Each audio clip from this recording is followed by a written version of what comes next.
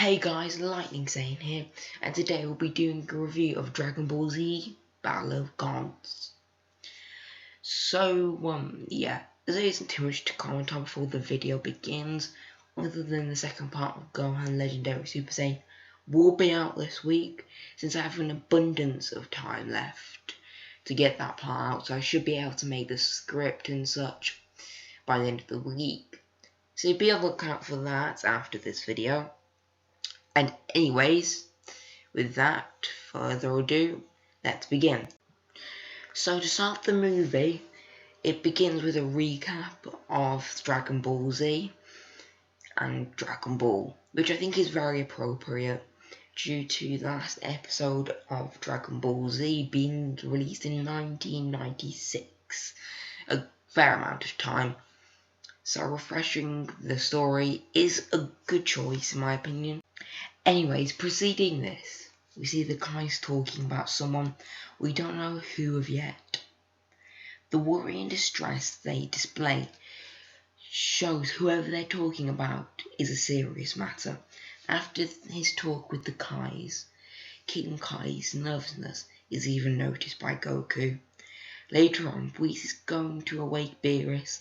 Light shines on him in a particular way, making him look intimidating, which I don't think works for Whis, since he's usually bubbly and happy, but at the same time this could represent his intimidating strength. Also, Beerus's domain looks super cool, and the colours reflect Beerus's colour scheme himself. Later, while Whis is waking up Beerus, he pulls out a microphone and sings, showing off his fun personality. But this does clash with his early interpretation. Soon after Lord Beerus' awakening, we soon hear a shocking truth, revealing Beerus' parts and inclusion in the Saiyan's demise, him telling Frieza to annihilate them. Over at Bulma's birthday party, the current antics are quite hilarious and fun, just giving the movie a slight tone of happiness.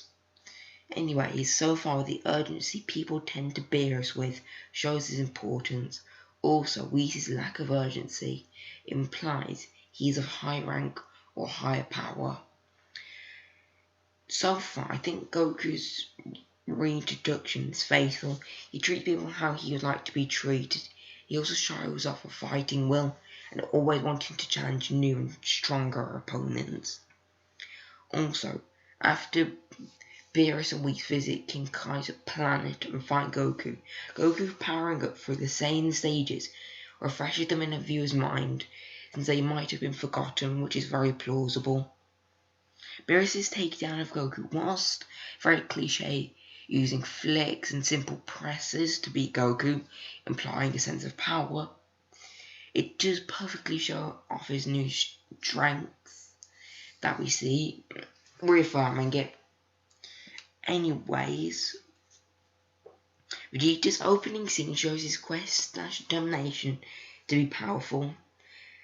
Later on, while Goku's plotting on how to beat Beerus, he talks about him with a certain amount of heed, which I believe reinforces Beerus' importance.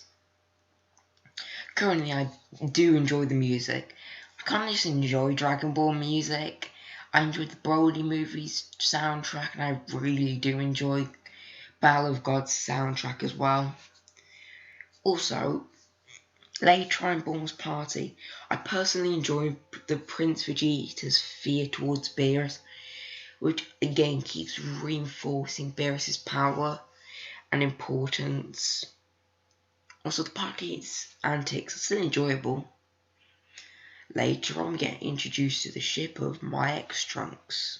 Also, Gohan's Great Saiyan Man section was awfully entertaining.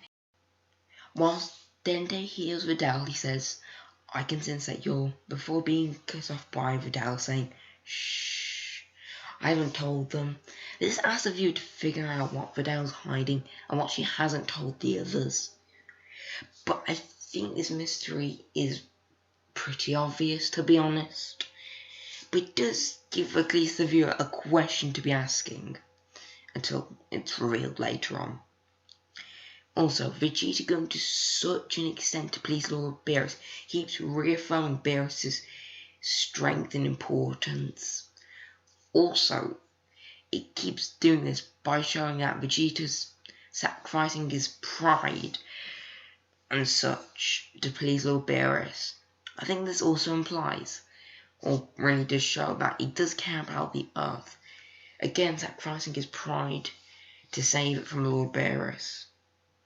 Anyways, Beerus, through the use of food and Boo, shows his childlessness to start a fire over something so simple as a, well, pudding.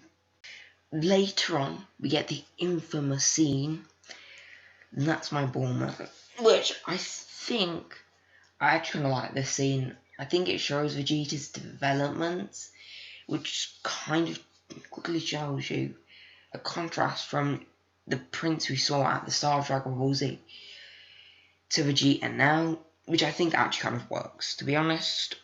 Anyways, in the last moments, Goku appears. Then Goku uses Shenron to inquire about the Super Saiyan God and trying to teleport him to Earth, which I think shows that Goku has a brain. Unlike Goku's, well, representation in the Dragon Ball Super anime at times, which kind of treats Goku like he's like 2 years old sometimes. But that's kind of another topic for another day. Anyways, later on they do a ritual, Vidal's revealed to be pregnant, and then the Super Saiyan God appears. Okay, so I think the Super Saiyan God's design-wise is by far my favourite transformation, but it doesn't feel like it has anything to it, which has been pointed out by, I think, many others. Anyways, during Beerus's and Goku's fight, I think it's beaten into Goku that just transforming won't help him breach the gap entirely between him and Lord Beerus, which, in my opinion, is very much a contrast from the average Dragon Ball villain. Usually when transformed and such, they're able to beat the average Dragon Ball villain, but I think this shows Beerus's higher importance again. I do keep saying this shows Beerus's importance, but I think that establishing this concept is fundamental to the character himself. Anyways, they fight. I enjoyed the fight. And yeah, there isn't too much more. Just a fight. And yeah, that's where my review of Battle of Gods end. Anyways, afterthoughts. I did enjoy the movie, but I didn't enjoy it as much as the Broly movie, on account of its flaws that were noticeable at times, and some that I didn't even mention in the video. So yeah, this movie by far isn't a perfect movie, but if you're a Dragon Ball fan, then you've got my recommendation to watch it. Also, if you're going to watch the Dragon Ball Super anime, you can either watch the arc or the movie. If you want to go for the movie, it's much shorter and it'll get you through the series faster. But with the anime, there's more filler. So I do prefer, the movie over the arc, just due to length and animation wise, because some of the animation was lacking by accounts in that arc in the Super anime. So I do recommend go to this movie instead of the Dragon Ball Super arc. Or if you want to watch both, you can watch both.